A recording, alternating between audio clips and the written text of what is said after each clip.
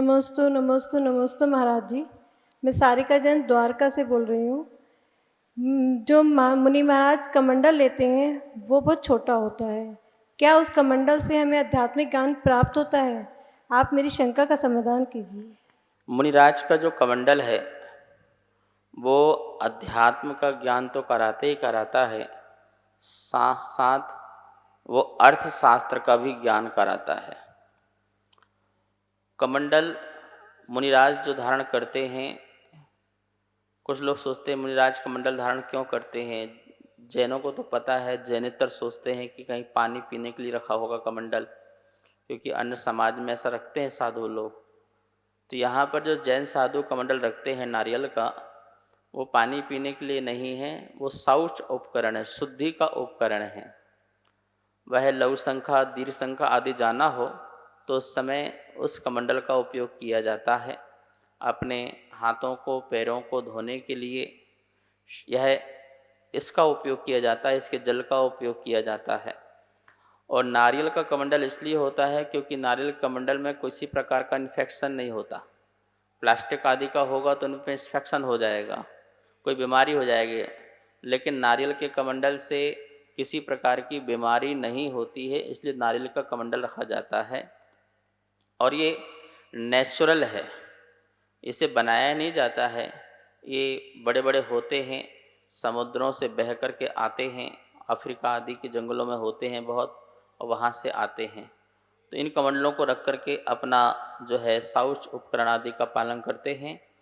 अध्यात्म का ज्ञान कमंडल से कैसे मिलता है? जैसे कमंडल और कमंडल का जल दोनों ही भिन्न भिन्न हैं। कमंडल और कमंडल में रखा हुआ जल दोनों अलग अलग हैं, कमंडल अलग और जल अलग।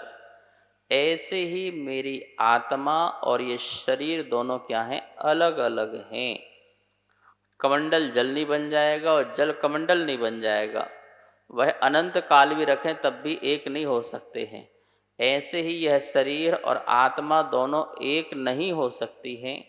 शरीर भी अलग है और आत्मा भी अलग है। जल का स्वरूप अलग है और कमंडल का स्वरूप अलग है। कमंडल में काष्ठपना है, जल में तरलपना है। तो दोनों का स्वरूप क्या है? भिन्न भिन्न है, अलग अलग है। रस रूप गंध वर्ण भी दोनों का अलग अलग है। ऐसे ही मेरी आत्मा का स्वरूप और मेरे इस शरीर का स्वरूप दोनों का अलग अलग है। शरीर में रूप रस गंध वर्ण पाया जाता है, आत्मा रूप रस गंध वर्ण से रहित ज्ञान दर्शन चेतना वाली होती है।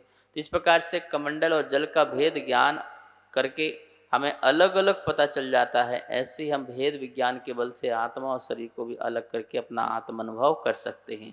अर्थशास्त्र की बात बता रहा था मैं।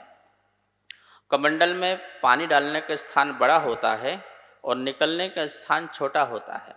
ये अर्थशास्त्र है जो समाज को और देश को सीखना चाहिए। आने का स्थान बड़ा होता है और जाने का स्थान छोटा होता है।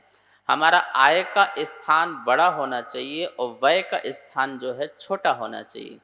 यदि आप व्यय का स्थान बड़ा वाला कर दो और आय का स्थान छोटा वाला कर दो तो न परिवार चलेगा, न घर चलेगा, न समाज चलेगा, न देश चलेगा। इसलिए आय का स्थान बड़ा हो और व्यय का स्थान छोटा हो, जो हर समय हर परिस्थिति में वह काम आता है। तो ये अर्थशास्त्र है। मुनि का कमंडल अर्थशास्त्र का ज्ञान भी हमें कराता है। नमोस्तु नमोस्तु नमोस्तु महाराज जी। मेरा नाम शरद जैन है, मैं द्वारका सेक्टर 12 से आया हूँ। महाराज जी, मेरी एक शंका है। जैसे प्रलय काल होगा तो उसमें सब कुछ नष्ट हो जाएगा। वो नष्ट होने के बाद जितनी भी आत्माएं हैं वो कहाँ पे जाएंगी? मेरी शंका का समाधान कीजिए महाराज जी। प्रलय काल में महाप्रलय जब होगी तो हाहाकार मचेगी और जितने भी जीव जंतु हैं, मनुष्य हैं, वो प्राणी जो हैं वो मर जाएंगे। लेकिन मर करके उनकी आत्मा भटकेगी। आत्मा कहाँ जाएगी? वो अगला जन्म कहीं धारण कर लेंगी, क्योंकि यही लैंड नहीं है, ऐसे असंख्यात लैंड हैं, असंख्यात द्वीप और समुद्र हैं जहाँ पर वह जीव जाकर के अपना जन्म धारण कर सकती है।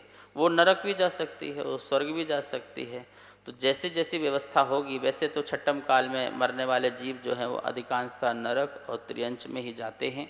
महापाप के बल से, महा आकुलता व्याकुलता के बल से वो ऐसे पर्यायों को धारण करते हैं तो नरक में जाएंगे, तिरंच में जाएंगे तो अन्य द्वीप है, अंदर लैंड है, वहाँ पर जाकर के जन्म ले लेंगे। तो कोई आत्मा भटकने वाली नहीं कि शरीर नष्ट हो जाएगा तो हमारी आत्मा जो है वो भटकती रहेगी, जब दूसरा काल आएगा तब हम जाको शरीर मिलेगा, ऐसा नहीं है।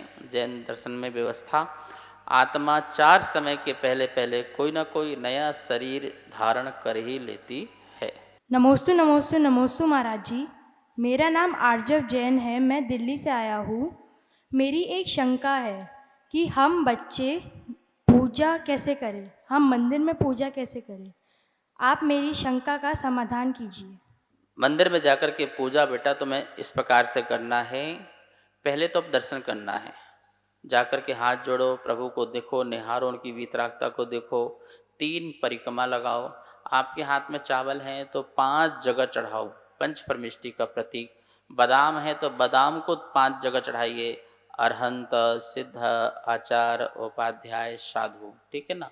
इसके बाद एक अर्घ लो, उदक चंदन बोल करके 5 परमिष्टि के लिए एक अर्घ जो है समर्पित करो। यदि आपके पास समय है तो आप देव शास्त्र गुरु भगवान को अर्घ चढ़ाएँ, महावीर स्वामी को अर्घ चढ़ाएँ, अष्ट द्रव्य से पूजा करें, बड़े सम्यक रूप से, समीचीन रूप से, श्रद्धा भाव से पूजा की सामग्री ऊंची रखी हो, जिनमाड़ी भी ऊंची हो, आप नीचे बैठें, इस प्रकार का ध्यान रखें। बिल्कुल जस्ट प्रतिमा के सामने न बैठें, दाएं बैठें, बाएं बैठें, बीच में बिल्कुल भी बैठ कर के पूजा ना करें। इस बात का ध्यान रखते हुए हम जिनेंद्र भगवान की आराधना करें, अर्चना करें और पूजा को करें। नमस्ते नमस्ते महाराज जी की दर्शन कैसे करने चाहिए, मेरी शंका का समाधान करो। मुनिराज के दर्शन करते समय बेटा ये बोलना है कि हे गुरुदेव, आपको मेरा नमस्कार हो, नमोस्तु हो, और आपका सुख साता है, आपको किसी चीज़ की आवश्यकता तो नहीं है, मेरे लायक कुछ सेवा बताइए। हे प्रभु, मेरी बुद्धि ठीक रहे, मेरा ज्ञान ठीक रहे, मैं भी अच्छे से धर्म ध्यान कर सकूं, लोगों की सहायता और हेल्प कर सकूं, ऐसा मुझे आशीर्वाद दें। गुरुओं के चरण छू करके नमस्कार करें, बैठ करके नमोस्तु बोलें, गवासन लगा के नमोस्तु करें, खड़े खड़े नहीं, अटेंशन में नहीं, उनको डिस्टर्ब ना हो इस बात का भी ध्यान रखें। वो पढ़ रहे हो तो चरण नहीं छुएं, दूर से ही नमोस्तु करें। यदि वो नहीं पढ़ रहे हैं तो उनसे आज्ञा लेके चरण वंदना करें। इस प्रकार से हमें ध्यान रखते हुए उनके सामने बदमाशी नहीं, उवासी नहीं और किसी प्रकार की फालतू बातें नहीं, सिर्फ आत्म कल्याण की बातें और अपने जीवन में अच्छा हो सके इस प्रकार की बातें उनसे पूछना चाहिए। इस कार्यक्रम के पुण्यार्जक थे